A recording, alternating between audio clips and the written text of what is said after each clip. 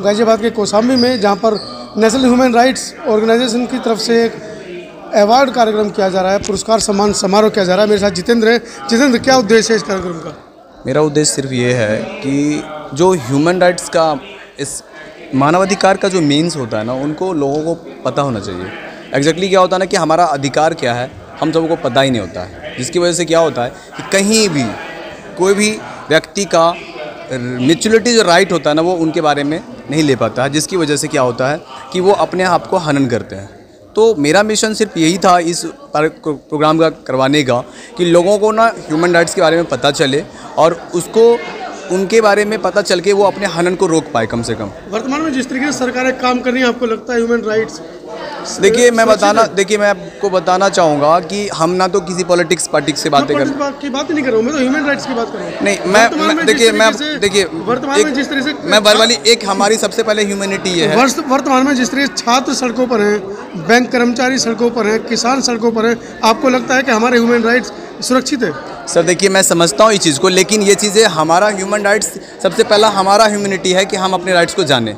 हमें अगर अपना राइट्स पता ही नहीं तो हमें कैसे पता चलेगा कि हम कहाँ जाके फाइट करेंगे। यही वजह से हमने एक वर्कशॉप आयोजन किया जिसमें कि लोगों को ये पता चलना चाहिए कि मेरा मौलिक अधिकार क्या है, मेरा सिविल राइट्स क्या है, मेरा कल्चरल राइट्स क्या है, मेरा फंडामेंटल राइट्स क्या है, मेरा जुडिशियल राइट्स क्या है। जब तक उसको ये पता नहीं चलेगा तो इनफैक्ट उनको तो अपने राइट्स के बारे में पता ही नहीं है, तो हनन तो होना ही है। तो अभी आज के इस कार्यक्रम से क्या संदेश गया है? यही संदेश है कि हमारा अभी हम प्रोजेक्ट लॉन्च करने जा रहे हैं, ह्यूमन राइट वर्कशॉप प्रोजेक्ट, जो पूरे भारत में एक स्पेशल चैप्टर के रूप में हर कॉलेज यूनिवर्सिटी को ये पता चले कि हमारा एक चैप्टर है ह्यूमन राइट्स का सेशन भी, उनको भी पढ़ा जाए, उनको भी लिया जाए, और ताकि आगे हम इनके बारे में जान के अपने अधिकार के प्रति जागरूक हो पाएँ।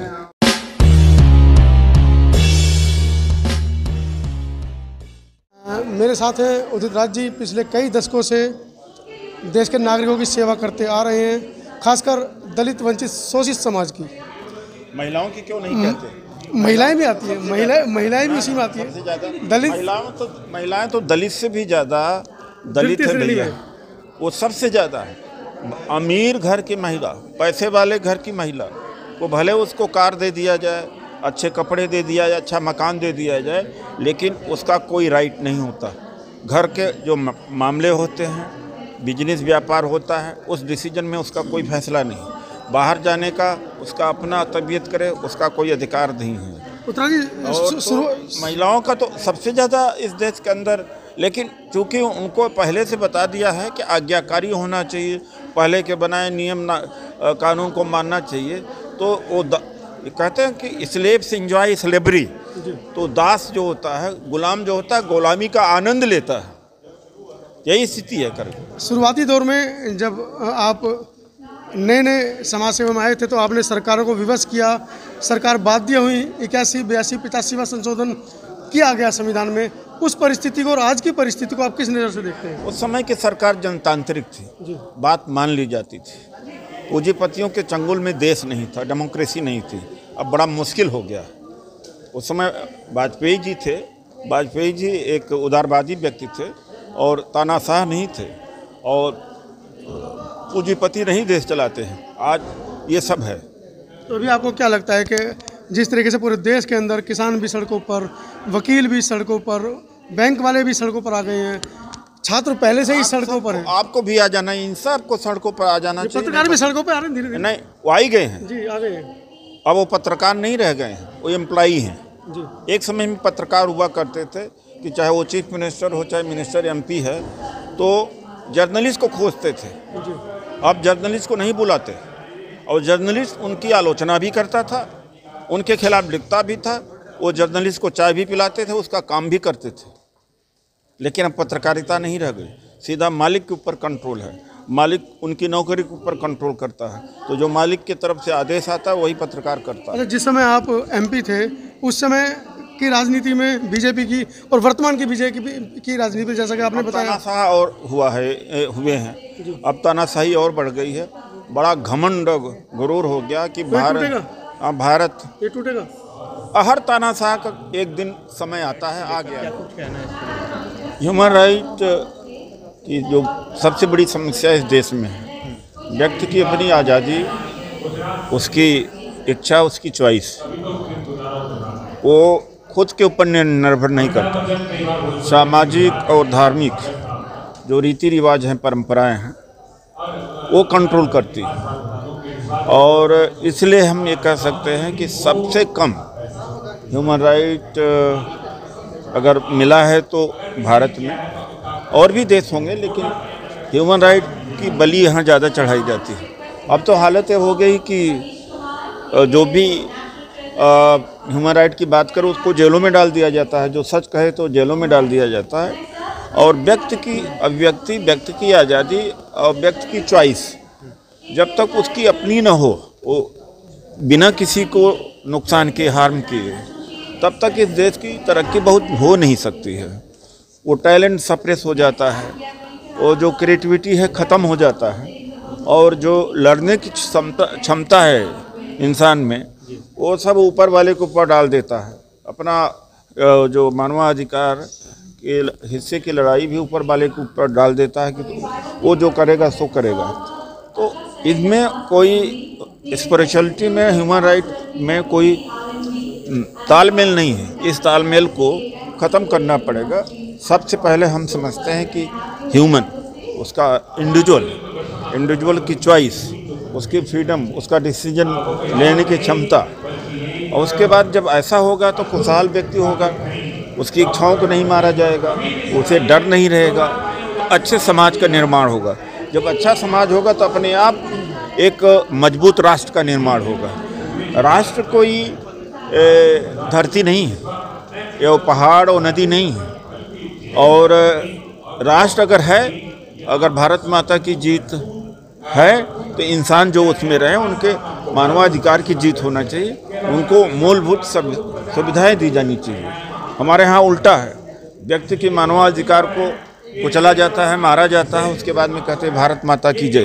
तो भारत माता के ज़मीन पर ही तो है, लोगों से ही तो समाज बनता है, लोगों से ही तो राष्ट्र बनता है। लेकिन लोग एक नारे के रूप में इसको ग्रहण कर लेते हैं, जबकि इसके ऊपर विचार नहीं करते, सोचते नहीं। बात सोचने की है।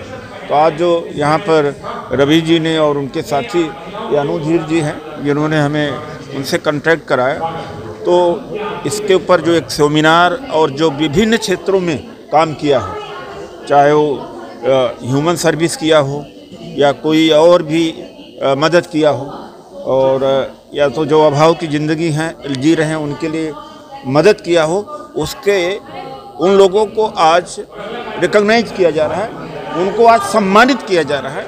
ये अच्छी बात है कि जिन्होंने योगदान दिया है समाज के निर्माण में, उनको सम्मान दिया जा रहा है। प्रधानमंत्री ने आज बंगाल में अपने भाषण के दौरान में कहा है कि 5 साल हमें दीजिए, 70 साल में जो समस्याएं थी वो हम 5 साल में ख़त्म कर देंगे। तो 7 साल में जो दिया गया है और 70 साल में जो था वो भी ख़त्म हो गया।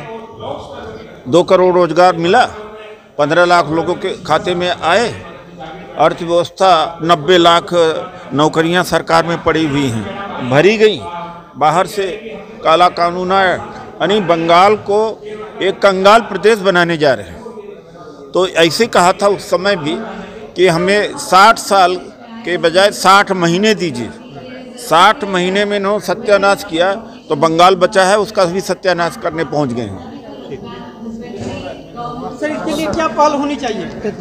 इसके लिए क्या पहल होनी चाहिए? मानवाधिकार है, मानवाधिकार के लिए लोगों को नौकरी करना, नौकरी देना और रोजगार है।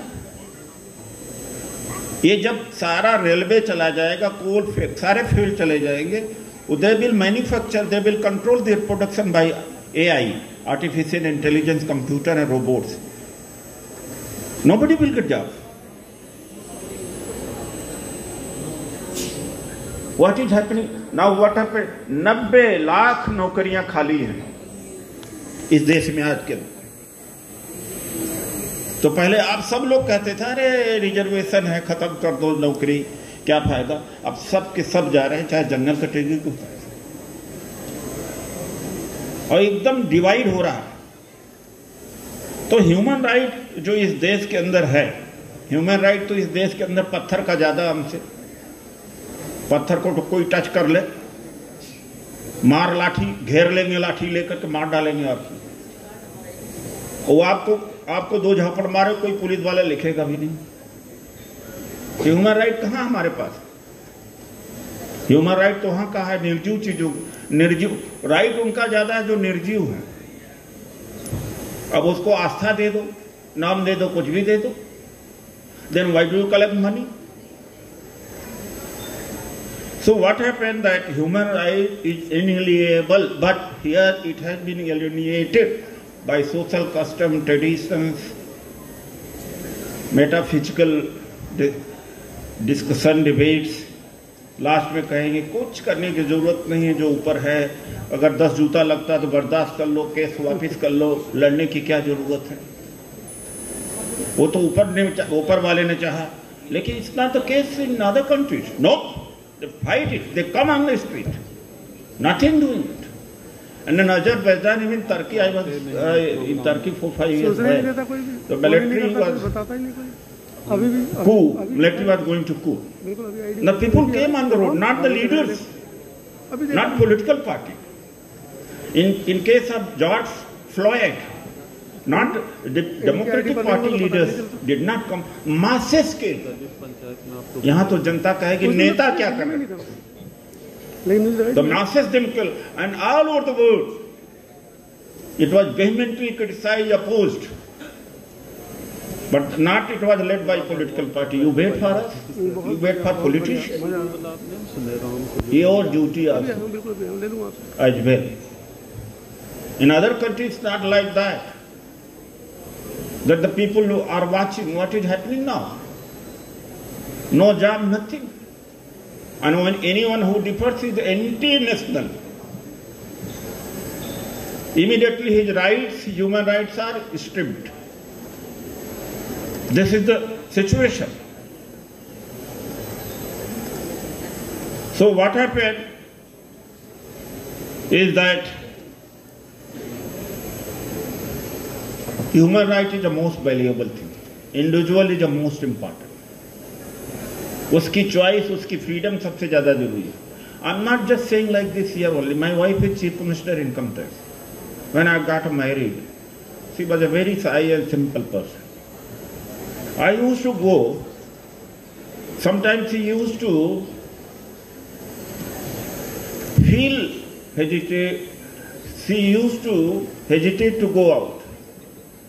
आई said why? You have equal right, no need to ask everyone. मैंने कभी अपनी वाइफ से नहीं कितने दिन बाद आए, कहाँ आए, क्या है, sir. I said when I can go exercise कर सकता तो मेरी वाइफ का भी वही राइट है.